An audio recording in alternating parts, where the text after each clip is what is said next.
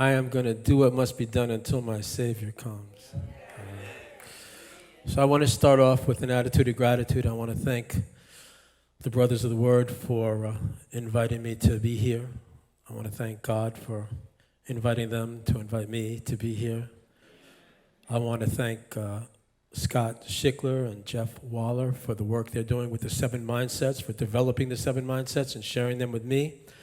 The 7 Mindsets is a social, emotional learning curriculum being taught in schools all around the country, all around Atlanta, for elementary, middle, and high schools. And please, those of you who are watching and those of you who are here, go to 7mindsets.com to see the magic and the miracles that we're producing in schools, because everything I'm going to be sharing with you this evening and that I shared with you last night and tomorrow night is being shared with kids every single day in their schools. It's changing schools' climates, the atmosphere of the schools. It's reducing child behavior problems. It's improving child academic performance, academic graduation rates. Schools that have been designated the most troubled schools in their district are soaring to heights. And it's an amazing program. Go to 7mindsets.com to learn how you can bring 7 Mindsets into a school near you.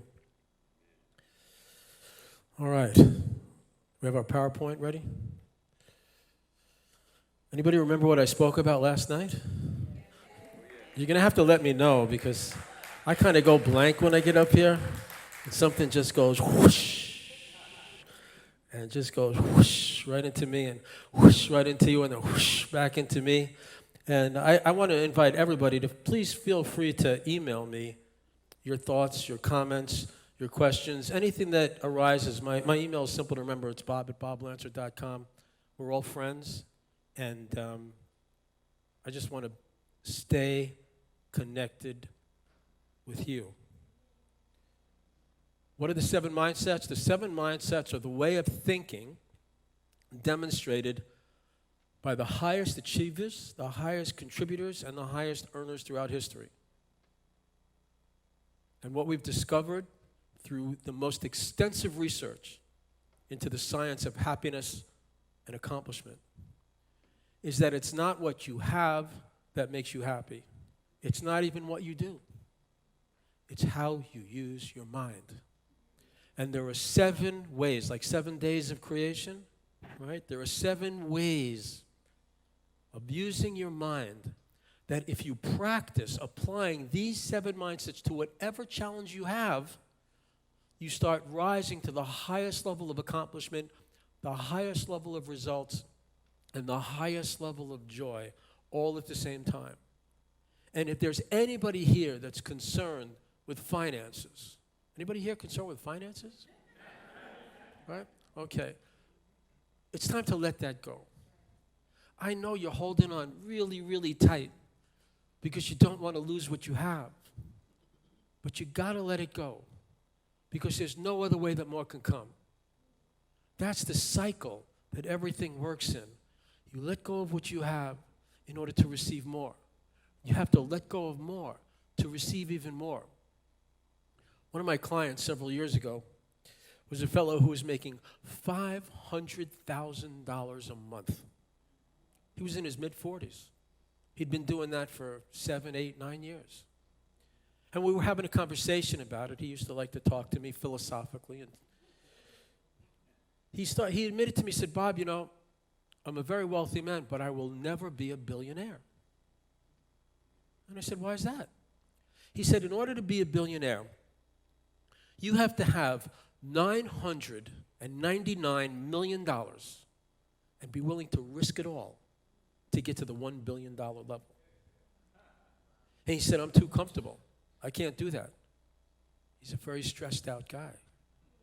I'm here to give you the $1 billion mindsets, because you got to let it all go to receive it all. Unless ye die, you shall not be born again into the kingdom of heaven.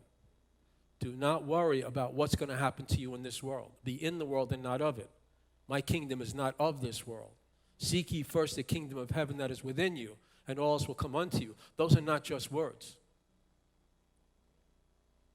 This is how we elevate ourselves, by using the 7 mindsets. And until you trust in that, as I have learned to trust in that, and watching miracle after miracle come about in my life. See, the ego wants to control everything. The ego wants all the credit. The ego wants to figure everything out. It's too big. You got to turn it over to the infinite mind. The 7 mindsets are how you do that. It's how to use your mind to express what you want more than anything else in the world, which is to bring your greatness, your divinity into this world.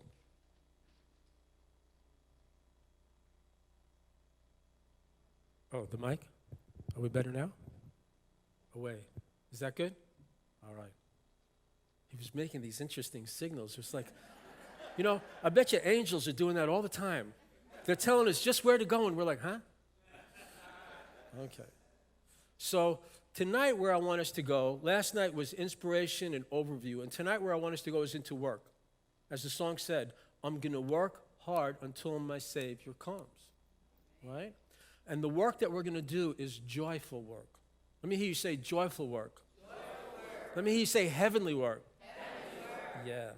Yeah, because that's the work we're going to do tonight, because we're going to work on the spiritual foundations of the 7 mindsets as I perceive them and as I live them and as I watch the lives that I work with being transformed, including the kids that I work with. I work with the Arthur Blank Foundation, teaching them the 7 mindsets, the kids in the Explorers Club of the Arthur Blank Foundation. Fantastic African-American young men and women who are learning how to soar. And I do the same thing for the Maynard Jackson Youth Foundation, thanks to Valerie Jackson, the former First Lady of Atlanta, who invited me to work there. So this is a movement that you're part of right now. Right now, you're on the leading edge of transformation in your own life. And if you have children, they are going to benefit the most by you employing the 7 mindsets in how you handle every problem, including every problem with them. The first mindset is what? Everything is possible. Let's go to the next slide. So there are 4 ways that we bring the everything is possible mindset into our lives. The opposite of using the everything is possible mindset is worrying about anyone or anything. That's the opposite. The more you worry, the worse it gets. Worry is the opposite of faith. By your faith are you healed. And I don't just mean a little faith. I mean the faith that sets you free from worry. The faith in that which created you. And that you trust that that's which created you has created a universe to sustain and support you at the highest levels of your growth and your fulfillment and your joy, like the perfect parent. That's all you want for your children. And that's all your Father wants for you. And it's all set up that way. Don't doubt your Father. Move into faith by letting go of worry. When you worry about your children, you're focusing on what you don't want. Now, we've been raised to think that to be a worrier is to be responsible. It's exactly the opposite. The more you worry, the worse it gets. It's not what you're worrying about that's the problem. It's the worry. And I want you to shift from worry into faith by dreaming big. So what does it mean to dream big? You're worried your kid's not going to graduate school? You dream of your kid graduating school. You worry that you're not going to make the bills? You have faith and you imagine not only making the bills, but having your cup runneth over. Just flowing with abundance and prosperity, because that's your real condition. It's all imaginary. Lack and limitation and scarcity is imaginary. I have had my cupboards empty. I know what that's like, where you don't even have enough to be able to take care of your children. You're faced with that. And people calling you up and threatening you. I've been there. And when I got to faith, it all worked out. In the most unexpected ways. You cannot figure out how it's going to flow to you. You just know that it will. And you'll always get what you need at just the right time and then some. But you've got to use your mind, because we've been given this mind which is creative. We're not just living creatures. Human beings are not living creatures. We're living creators. And you create with every thought you think. You were made in the image of God, and your life is in the image of your thoughts. And we must take responsibility for our thinking. We must dream big, not little. Dream up, not down. Dream yes, not no. Dream joy, not sorrow. Dream power, dream health. Dream immortality, dream heaven. Now, expand your mind right now. And if everything in your life was going absolutely perfectly, so perfectly you'd be dropping on your knees in prayer of thanksgiving, what's one of the things you would see? Now, use this now. We're working together now. You're using the 7 mindsets. You're using the first mindset by putting your mind in a practice, in an activity of dreaming big. Now is the time to dream big. Enter that dream. Who are you? What are you doing? Where do you live? How do you feel? See? Now, every time you think of not paying the bills, maybe losing my job, maybe not finding a job, maybe getting sick, what's going to happen to me when I'm old? You're misusing your mind, and that's why you suffer. Yes, it takes discipline. It takes discipleship to open your mind to the positive possibilities. When you can direct your mind, you direct your life. But if your mind, your automatic, compulsive, habitual thinking patterns are running you keep on recreating the old problems over and over and over again, you don't have to change your life. You have to change your mind. Let there be a new mind in you, like the mind that was in Christ Jesus. Talk about faith. Talk about certainty. Talk about the way it is in the way you want it to be. Let me hear you say, I'm free. Let me hear you say, I'm powerful. I'm successful. Now, let me tell you something. You are successful. You made it here. You've made it through every single day of your life. You've gone into the jungle of the workplace, which can be so toxic and so cruel and so petty and so vindictive and so insane, and you still remember your name. You've been through the meat grinder, and you're still here. You know why it's so tough? Because God wants you to know that you are indomitable. You have nothing to worry about. You've been through the hardest of times. You've done the heavy lifting. You're climbing up the mountain. And just keep going. But go there with your mind first. Be led by the thoughts you lead. Lead your thoughts. Dream big. Every day you think about, if today was perfect, when you wake up, if today was perfect, if everything was going my way, what would it look like? And turn your worry around. Your worry could be your best friend, because whatever you're worried about tells you what you need to dream big about. You're worried about your health? Imagine health. You're worried about aging? Imagine agelessness. How do you think of yourself? Who do you think you are? What is the vision you hold of yourself? Because you're going to become that person. You have to be very discriminating of the thoughts you let into your head, as discriminating as the people you would let into your bed, because your head is closer. Your thoughts have a direct, immediate impact on your body, on your consciousness, on your environment, on your relationship. How do you think about the people in your life? You know, when you feel angry at someone, it's not because of what they did, it's because of what you think they did. And every time you think of them doing something that makes you angry, you're making yourself angry. And you're blaming them for how you think, but they're not responsible for how you think. Every time you worry about how someone else is thinking about you, you're wasting your time. Never waste a thought thinking about how someone else thinks about you, right? Because it's none of your business. My teacher used to say, MYOB. Mind your own business. It's not what other people think that's going to get you in trouble. It's what you think. And you've got to direct your thoughts to direct your life, and you can do that every day. From the minute you wake up, you monitor your thinking. And you measure it. Is this a positive thought? Am I thinking about what I want more of? Or am I thinking about what I want less of? Because you will get more of what you think about. Am I thinking about who I want more of? Or am I thinking about who I want less of? Because you bring about who you think about. And you become like those you spend time with, even in your head. This is why forgiveness is such a blessing. Because when you're thinking resentful thoughts of someone else, guess what you're filling yourself with? The toxin of resentment. Now, how you feel is of paramount importance in your life.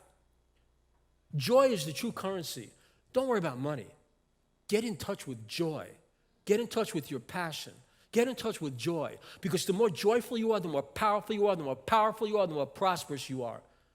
If I said to you, look, I'll give you $10 million in cash on your kitchen table, just give me all your power.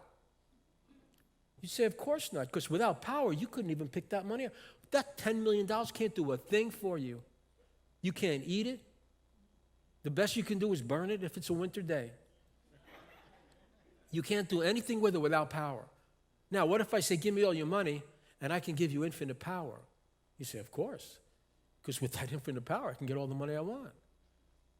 Do you have God? Let's be real now. Let's be real. Do you have God? Do you have God? Do you have God? Do you have infinite power? You bet you do. God's love for you is your infinite power. Never forget it. Don't dishonor God by thinking God doesn't love you infinitely. Infinitely. Infinitely. He's got your back, but he's not going to control your mind for you. You have to tune your mind to God. That's your free choice. That's what you've been given. That's why it says that in some ways, human beings are higher than angels, because angels don't have a choice but to follow God's will, but you have a choice. And when you make that choice, you go zip, to a higher level. Don't you want to be an angel, living in the grace of the divine, knowing that everything comes to you that you need, that you're taken care of always? Well, guess what? That's your actual life, and everything else is imaginary. And if you don't believe me, pay attention to your mind, and you'll see how it's the mind that puts us in hell. And a freed mind frees us from hell. There was a time in my life when I was convinced I was in hell. Literally. Because I was saying, like, if hell is no worse than this, what I'm going through, well, this is hell. I felt tormented on every side. I was going through a really painful divorce that I mentioned last night. And everything was going wrong. And I felt so tormented. I literally believed I had been damned for eternity. I did. I believed it. It was so convincing. It was scary. It was like the Twilight Zone. Stranger Things. Right? I walked out on a terrace and I said, God, I know I brought myself here. I take full responsibility. 100% accountable. I know I brought myself here. Tell me, how do I get back into your grace? I want to be one of your angels. Just tell me how to get back in your grace. And one word came to me. Kindness. No matter what she does, be kind. No matter what anybody does, be kind. And be kind to yourself. Stop putting yourself down. Stop mentally abusing yourself. You don't have the right. You are my sacred creation. You do not have the right to ever think of yourself as inadequate. You do not have the right to think of yourself as not doing enough. You do not have the right to hold anything against you, to not forgive yourself. You are my sacred creation. Honor yourself with kindness and compassion. When you worry, you're not being kind to yourself. When you hurry, you're not being kind to yourself. Go at your own right pace. Live in the sense of peace and balance and faith. If you work too hard, if you work too fast, if you're trying to take care of too many things, you're getting all caught up in the outer world. But my kingdom of heaven is within, where all else will come unto you. What are you? You're running away from your fortune. When you're running fast and rushing and hurrying and worrying, you've got to live in peace and balance. That's faith. That's serenity. You can't be loving to anyone when you're not loving to yourself. You're not loving to yourself when you're driving yourself too hard, when you're pushing yourself, when you're mad at yourself. When I was a teenager and used to play basketball, if I missed a basket, I would hate myself. I'm sure some of you have felt that. Just hatred of yourself. Just couldn't stand yourself. Right? So that's what holds you back. Forgive yourself. Love yourself. What time is it? The time is now. The time is now. So I want you to right now just go into your mind and dream big. Think about something that you tend to worry about, okay? And turn it into how you wish it would be. Just see how easy that is. There's so much power when a child writes his Christmas list to Santa, right? Write your Christmas list, right? Be as a child. Be innocent again. Be trusting. Be trusting, right?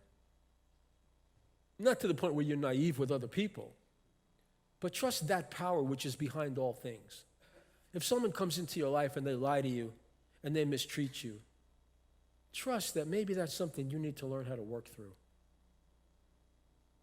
Trust that everything that comes to you comes from you to you from the one power. God is the one power. Everything that comes to you is perfect. You think, well, somebody else has a better life than me. No. Everybody gets just what they need to reveal the obstacles within them, between them and God. Total trust. Heavenly existence. So right now, dream big again. Again, do it. Put your mind, exercise your mind. Put your mind to this. Create a big dream. Whatever it is, world peace. End of corruption in high places, so-called high places. Right? Have a big dream of love for you. Your soulmate. I remember, and I started telling this story last night, when I spoke in a prison not far from here, in a jail, I think it was on Hill Street. And I talked to you about how I went into the cell where the men were, and they were like animals with endless energy that was so pent up, that could have been used for so much good. But then when I went to the women's side and I talked to them, they were so depressed, they couldn't lift their head off a pillow.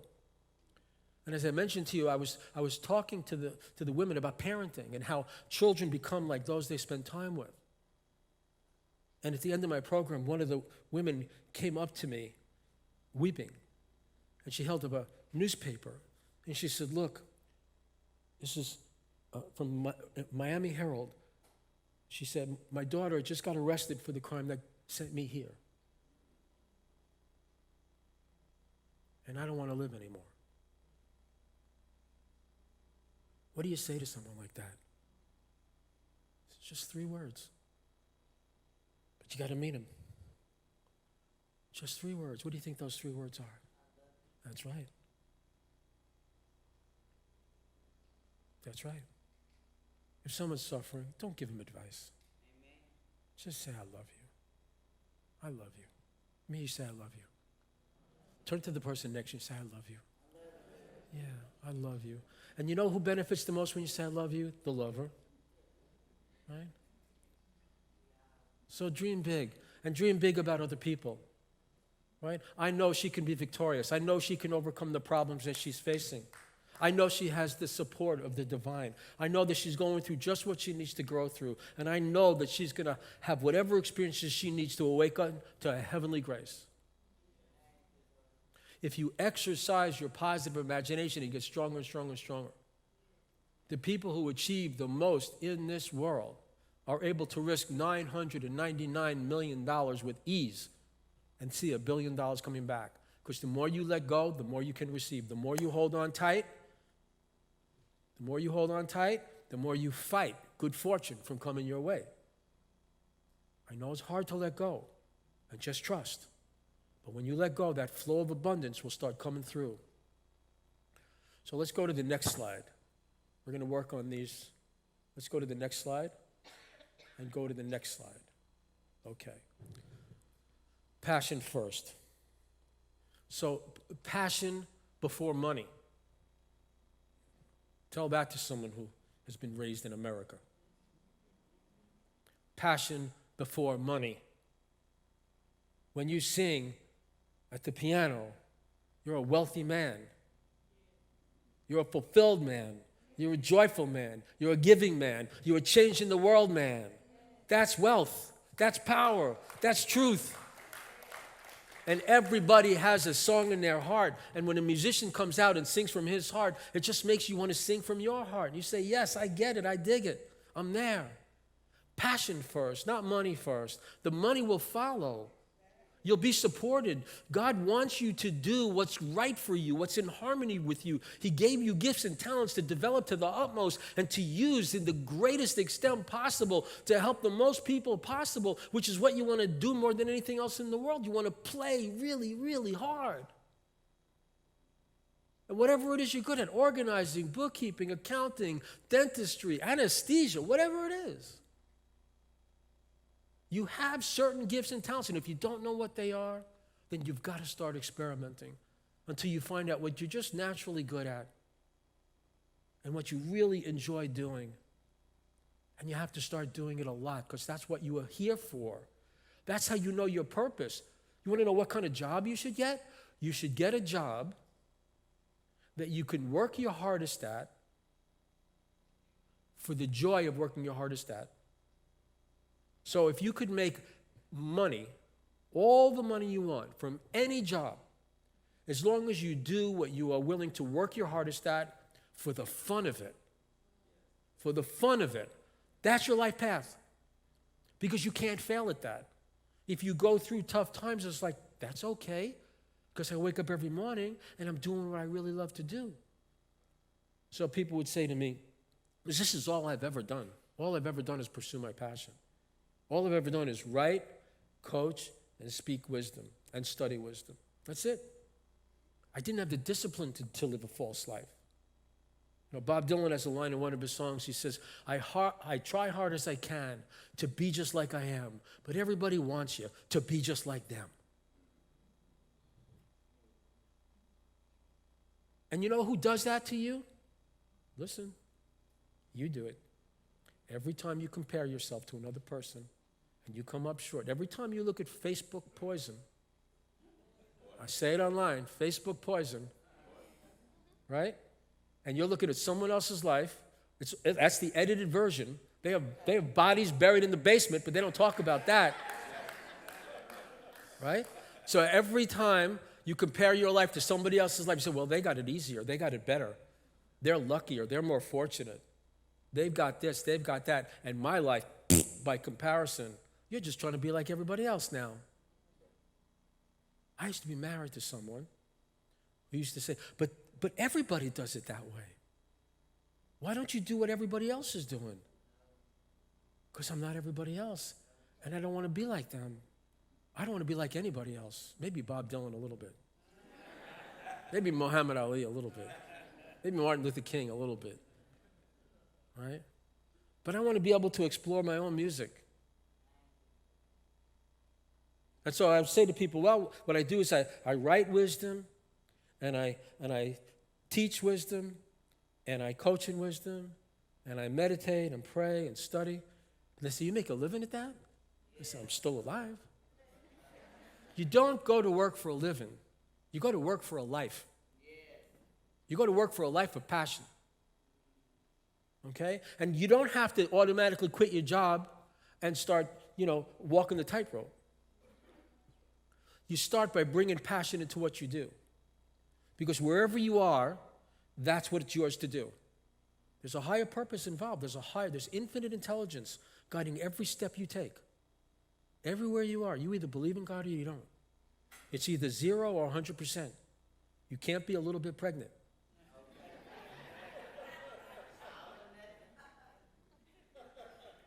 Right? Every step I take right now, this isn't me. This is where I'm meant to be. This isn't me. This is where I'm meant to be. Let me hear you say that. This isn't me. This is where I'm meant to be. Right here, right now. We're meant to be right here, right now, together. We're all linked up together. All of us watching this show, we're together. Wherever you are, the 50,000 people who are viewing, the 10 million who are going to see this, we are all together. We are one being together. And each of us is being guided perfectly every step of the way.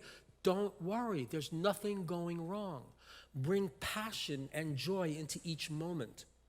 The higher your joy, the higher your vibration, the better things go. When you're feeling low, whatever can go wrong will go wrong. Anxiety, frustration, discouragement, whatever you're discouraged about is not the problem. Your discouragement is the problem. How do I get out? By using the 7 mindsets. So I want you to think about right now how passionate you want to feel right now, and I want to see you get yourself into that state right now. Right now. How passionate do you want to feel? How much joy do you want to feel right now? Let me see you get into that state. Let me see you stand and yell or whatever you got to do to express that state of joy. I want to see it now. Get into your passion now. Use the 7 mindsets. Get into your passion. Get into your passion. Yes. Let me hear you say yes. Yes. Bring it on. Yes. Yes. Let's go. Let's go. Yes. That's right. All right. That's right. Okay. That's right. There we go. You brought it out. See, you don't need the Braves to win the pennant to feel that way. Thank God. Right?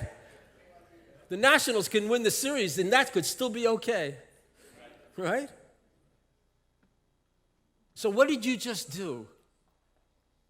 You just used your free will that God gave you, and you chose to go the path of joy. It's a choice. I can't be with you every second of every day, but I can promise you this, that's my choice all day, and the people who know me the best know it's true.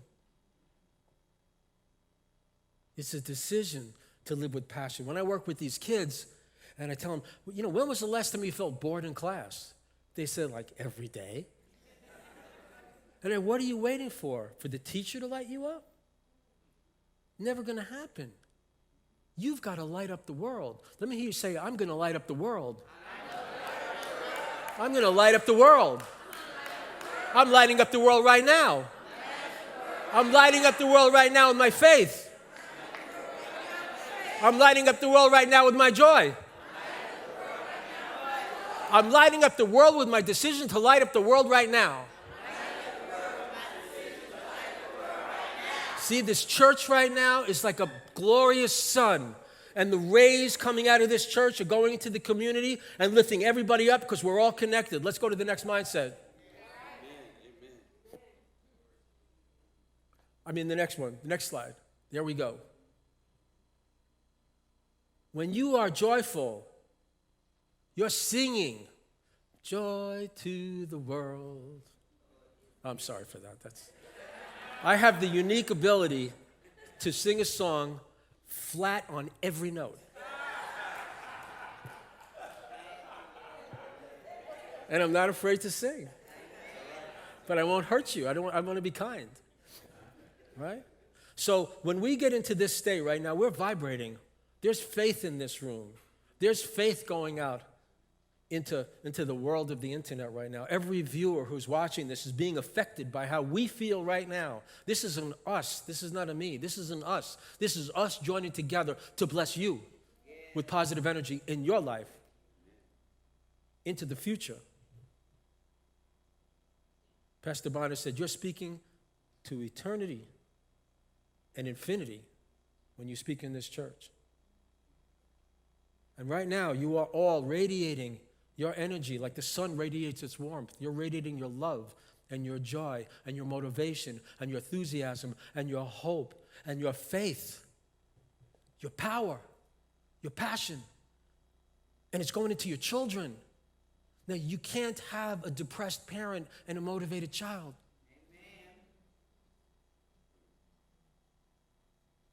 We got to get happy for our kids. We can't discipline them into, I don't know how many timeouts you can give a child to be joyful or you're going to go to your room for an hour. We could be that irrational, right? We could be that irrational. But it's up to us to bring joy to the world, to bring joy into every place. When you go into the supermarket, when you go to the airport, right? When you're driving your car, well, it's different, right? No. You let people get in front of you. And when the other person behind you starts to honk his horn and curse you, right? You say, it's time for me to learn to forgive. It's time to rise above it. God, what do I have to do? How can I help that person's spirit be joyful? Anybody who treats you badly is unhappy. Hurt people, hurt people. So we pray for them. What do we pray?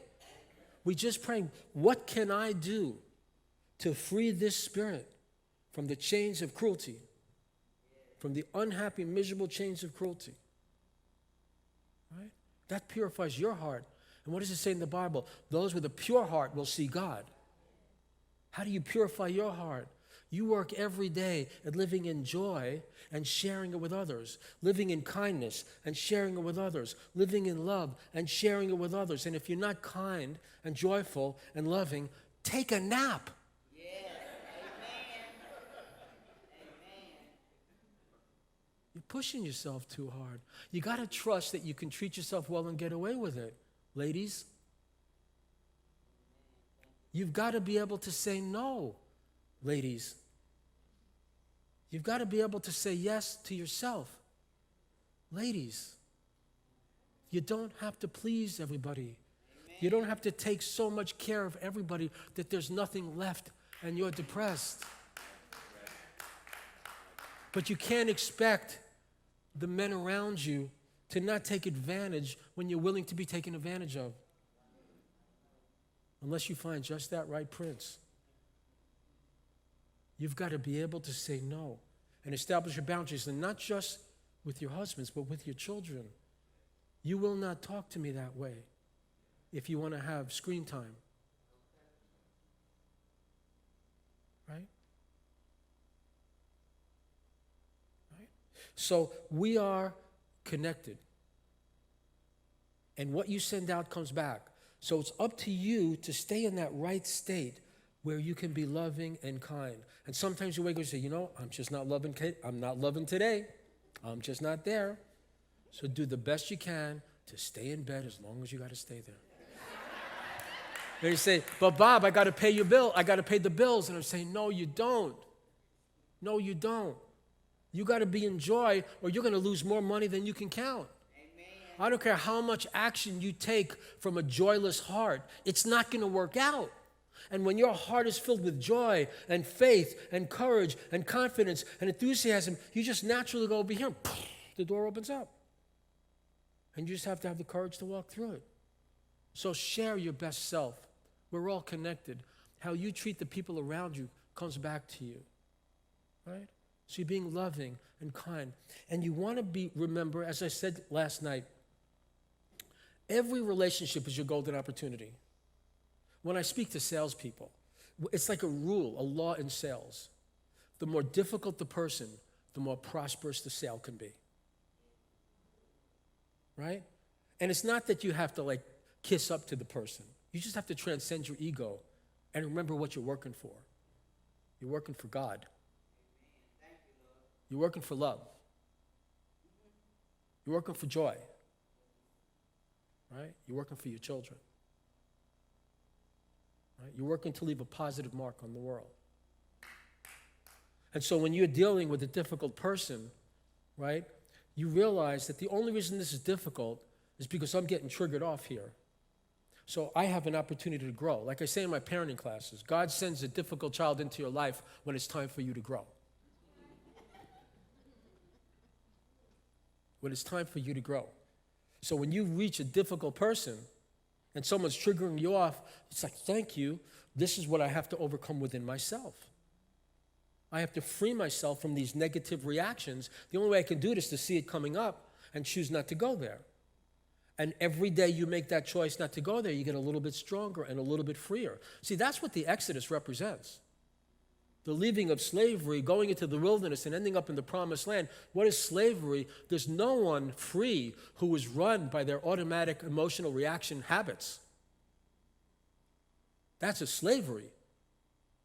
If you can't help but get angry when someone says something to you, or you can't help but start to feel bad about yourself because you didn't perform at a certain level, or you can't help but worry, that's slavery. That's not freedom. You're not choosing your mind. You're not choosing your joy. You're stuck. And so every day, we got to work until the Savior comes.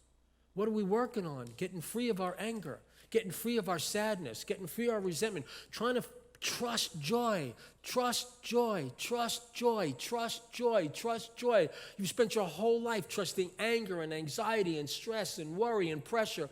Let it go. You've mastered that. Now it's time to master joy. And you'll be guided every step of the way, what to say, what to do, how fast to go, how much to rest, what to eat, when to exercise. I once knew this 300-pound man, and he was short. And I said, don't you ever just get the feeling, the urge in your body to exercise? And he said, yes, I do, but if I ignore it, it passes. True story. See, we're all being guided. Many are called, but few will listen, right? You see the picture of the brothers of the word like this? Right? They're listening. They're listening. You're always being guided. Always. You're always being guided by your better angels. Always. But you got to be still to know I am God. You have to meditate. That's not some far-out Eastern trip. That's in every religion. You've got to be still to know I am God. You've got to have inner quiet to hear the voice. Because when there's a lot of emotion, there's a lot of commotion. There's a lot of noise inside. It's like someone coming in and telling you exactly what you need to do to find the golden treasure. But when they come into the room, there's so many people talking. You go, huh? Huh? What? What's that? Right now, there's a voice guiding you from within, guiding you to the golden treasure. But you got to be still and quiet. Not too much talk, not too much thought. Still and quiet in prayer, in listening prayer. Don't tell God what you want. Ask God what you want.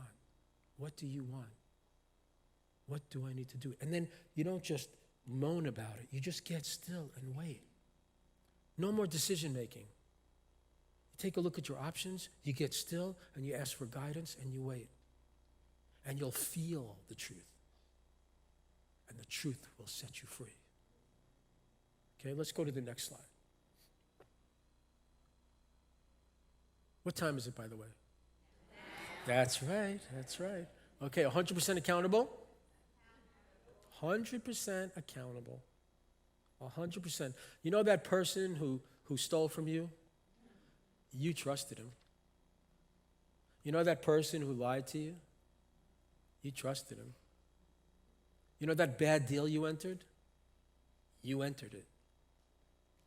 You know that time when you walked in the house and you slipped on the banana peel that your kid left on the floor? Right? You weren't paying attention. You know the time when you gave your kid the keys to the car? And when he came back, you said, okay, I need to use the car now. I got an important appointment. And he said, I don't know where the keys are. Right? You didn't have a backup handy. That's 100% accountable. Who have you blamed today for anything that didn't work out the way you wanted to? You gave that person your power. Always look to see how you brought about what happened to you. Right? I talk about this hard divorce I went through, and I didn't like the way I was treated, but you know what? I didn't like the way I behaved. We brought out the worst in each other. I don't regret what she did. I regret what I did. But it was a lesson because it prepared me to treat my true love, and I have found my true love, and it taught me how to treat her well. Right? And guess what? She gives me the greatest gift. You know what she does? She receives it. She receives it. If I tell you are so beautiful, she goes, oh, thank you. She doesn't go, you have terrible taste. If I tell her, oh, your hair looks so pretty today, she doesn't say, you trying to say it didn't look good yesterday? Right? She receives my love, and giving that is the greatest blessing. So you want to look at who you blame. And usually, men, we blame our wives when something goes wrong. We scapegoat them. We do, because that's what we saw growing up. And I am disgusted by the conversations that I hear men talking about women when women aren't around. Sexist is no better than racist. You look down on the other sex. That's bigotry. It is. And it's cowardly. And it comes back at you. If you can't treat a woman right, you're not treating Mother Nature right, and you're not going to be supported. You treat a woman with kindness and care. Dare I even say the word worship? You know, in Judaism, tonight is the beginning of the Sabbath. Friday night is when the Sabbath comes. And what they teach is that what descends from heaven on Friday night is something called the Shekinah. And the Shekinah is the feminine aspect of God that comes to take care of everyone so we don't have to work on the Sabbath day. It's all taken care of by the mother. It's all taken care of by the mother, right? So women, allow yourselves to be taken care of. Don't push so hard, right? And men, don't scapegoat the women. Take responsibility. If there's something going wrong, then you can grow, you can learn. What do I have to do? How can I change? This is how we use the 100% accountable mindset. How do I need to change for a better outcome? Because if you blame someone else, you're not going to learn the lesson. You keep on creating the same old thing. But 100% accountability is not beating yourself up for not getting it done right. 100% accountable is saying, how do I grow to do it better next time? I needed to make that mistake in order to know what right to do. That's how we gain wisdom. We gain wisdom by choosing unwisdom and finding, well, that didn't work. Let me try this way. And so that you're not afraid to fail, you're not afraid to try, but you treat every effort as a lesson. Your business is not going the way you want it to go. Don't blame the economy. Don't blame the government. Don't blame the people that don't come in the store. And don't blame yourself. What do I need to do different? What can I try that's different? Oh, I don't know. I just don't know. Get still. Get quiet. Dream big. Get in touch with your passion. Enjoy where you are. Take the opportunity for fulfillment here and now. Connect with people who support you and who build you up and help you to believe in yourself. And start thinking about, what do I need to change? Now, one of the things we need to change in our 100% accountability is we need to lose the beliefs that aren't working for us. You know, like someone was saying to me, I was working with a female client, and she's in her 50s, and she says, I know the odds are actually against me ever finding the right man.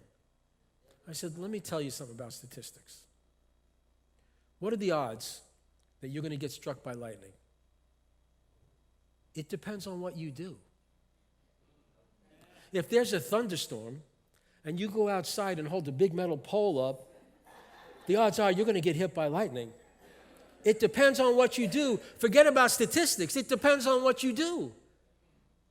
That's what the 100% accountability mindset. It depends on what you do. You didn't pass the test. It's not because the teacher was mean or the test was dumb. You look at what you did. How did I get to where I am? And really notice. And right now, I want to go in your mind. Who have you held accountable for what happened to you? Who have you blamed? Who have you felt resentment for? Even your 15-year-old who left the towel on the bathroom floor again after you took a shower, thank God. And did you look at that towel on the floor and say, that kid? Right? And you start resenting him, and he's selfish, and he's lazy, and you got into a negative space. No. You ask, okay, he's leaving the towel on the floor. What do I want to do about it? Now, if you decide when you're angry, you're going to be guided by the wrong force, and you're going to want to do something you're going to regret, or say something you're going to regret. You say, Gabriel, why don't you come on upstairs, pick up the towel, hang it up, don't do it again. I've asked you this for 15 years now. I haven't come up with a better answer, but I know the answer is in anger and frustration and resentment of my sacred child. Because look at the next mindset. I am so grateful for my children being alive. I care so much more about my children than how they behave. And when my children feel my loving heart of gratitude, and they may be watching right now, laughing at their old man. I have a 16-year-old and a 10-year-old. And when my children feel my heart of gratitude running my cup runneth over with gratitude for them, they are being blessed. I want you to feel grateful for your children right now. In your heart, open your heart to feel grateful for every child in this room, for every child in existence, how thankful you are, right? How thankful you are for this golden child right here, this blessed angel that is in our midst, this guy right here. Give him a hug, Mama. Give him a hug. That's right, that's right, that's right. Because that's what it's about. That's why you had kids in the first place, right? So the attitude of gratitude, whatever you take for granted, you're going to lose. As soon as God gives you $20 and you say, that's not enough, I needed $400, you're going to lose the 20. Bob Dylan has another line in his song. He says, you find that when you think you've lost everything, you always got a little more to lose. You know, just when I used to feel I was going broke, I'd get a speeding ticket. Just to show me that my source is infinite. Let me hear you say, my source is infinite. Thank you, God, for my infinite supply. I have access to infinite resources. I am always divinely supported. I am always given exactly what I need to receive, to grow into more awareness of God's infinite grace. That's the word. That's the word. The attitude of gratitude is you look up at the sky and you're grateful that you can see the sky. How much time did you spend being grateful for your eyesight today? How much time did you spend being grateful that you could hear today? How much time did you feel grateful that you could walk today? How much time did you feel grateful that you remembered to put on your pants before you walked outside today? That's right. That's right. But we take it for granted. And we focus on what we're dissatisfied with because we have been raised with a myth. And we're almost done here for tonight. Boy, did that go fast. Time short travels fast when you're having fun. This should be an all-nighter. We should just push it and push it. Right. So what are you grateful for the most? I want you to go into your heart right now and just feel as much gratitude as you possibly can. Just feel as grateful as you possibly can. I want you to feel grateful for the fact that God, the infinite, is supporting you now.